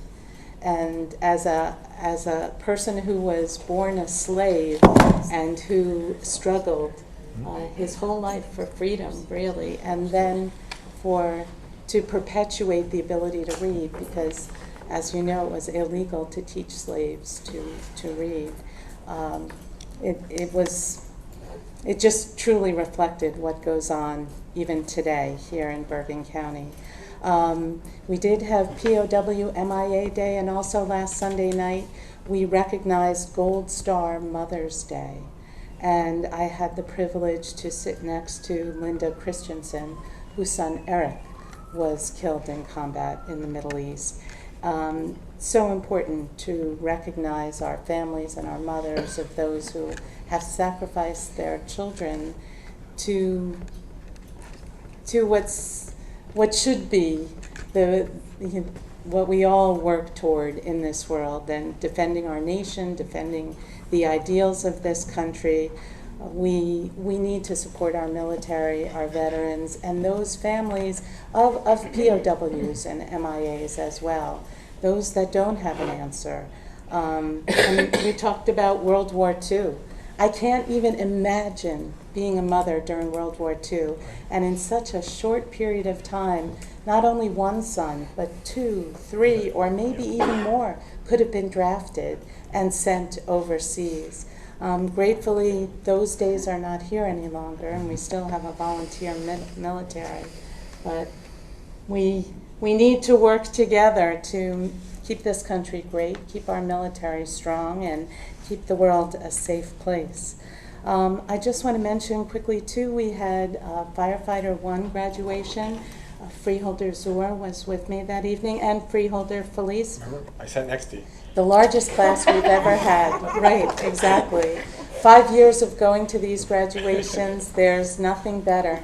These are people that are willing to give their time day and night to keep us safe. And I don't know where we would be in New Jersey. Yes, we have paid firefighters, but we have such an army of volunteer firefighters who do the job for us in so many municipalities here. And I did want to mention, too, we had Disability Day at the zoo. We had hundreds of families come with their children. Admission was free, and they really enjoyed the zoo, using one of our greatest resources to help one segment of our community that has so many challenges. And the last thing is Sunday morning was the bocce tournament, the Bergen County Bocce Tournament. And I want to say that my colleague, Freeholder Tonelli, and I gave the Miracles a great game. And then we let them win at the end. But it's just another opportunity to use a resource here in Bergen County. We have an incredible park system. As you can see from our agenda tonight, we passed so many resolutions for capital projects as well as other projects, including the capital ordinances here for bridges, for our roads, for our parks. That truly is the core of our responsibility, maintaining that, as well as all of these other issues that I discussed already. And that's my report. Thank you, Madam Chair. Okay. Freeholder Zur. Thank you, Madam Chair. So as Freeholder Dina Cole mentioned, we not only went to the firefighters graduation, I also had the pleasure of going to the Glen Rock Fire Department's pancake breakfast on Sunday morning. There were 600 people who went through, and it just also underscores that that service, that level of service that our volunteer firefighters are giving to their community, and the outreach into the community was tremendous. We had our first Bergen Regional Medical Center panel meeting with Freeholder Felice and myself, and a whole panel of really diverse individuals who will represent the interests of the county as we move forward in discussing the direction of the hospital as we move forward and weigh all of our options as that moves forward in its discussions. David mentioned some Bergen boys who did well. I want to mention another Bergen boy who did well, Max Aronson from Woodcliff Lake, who is a graduate of our Academy's Teen Chop Redemption. It was amazing to watch him perform and to see the benefit that our academies have and the opportunities and the eyes that it opens and the level of excitement, and to see him performing on the Food Network and taking home that trophy and the Chop victory was wonderful. There was also a lot of diversity that we celebrated in Bergen County this weekend as well. There was the Korean festival that took place at Overpeck Park, as well as Inglewood Hispanic Heritage Festival that took place last week. Once again, celebrating the diversity within our county and utilizing some of our wonderful facilities at Overpeck Park this weekend. This has been a busy season for all of us this fall as everyone kind of gets back into the swing of things, and it's been a pleasure to celebrate so many of these wonderful events in our county. Thank you very much, Madam Chair. Thank you. And Freeholder Sullivan. Thank you. Good evening. First, I want to wish County Executive Jim Tedesco speedy recovery from his back surgery.